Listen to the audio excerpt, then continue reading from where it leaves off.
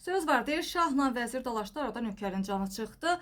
Amerika ve İran arasında xalqa olan oldu. Hazırda isə Amerika ve İran arasında sülh məsələsi gündəmdədir və razılaşmanın detalları müzakirə edilir. Gündəm xəbər nefrində 22 may tarixli məlumatımız isə belədir.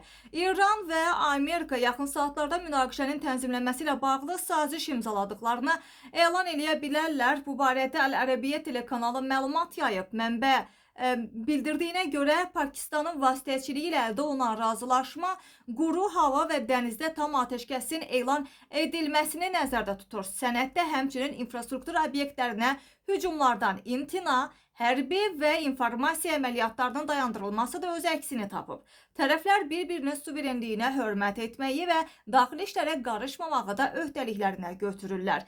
Razılaşmanın ayrıca bəndində isə Fars və Oman körfəzləri, eləcə də Hörmüz boğazında sərbəst gəmiçiliyin təmin olunması məsələsi də xüsusi olaraq yer alıb. Məlumata görə şərtlərin yerinə yetirilməsi qarşılığında Amerika İrana qarşı tətbiq olunan sanksiyaları mərhələli şəkildə ləğv eləməyə hazırda. Saziş hər iki tərəfin rəsmi təsdiqindən sonra qüvvəyə minmiş olacaq. Baxaq görək bu dəfəki danışıqlar nə nəticə verəcək.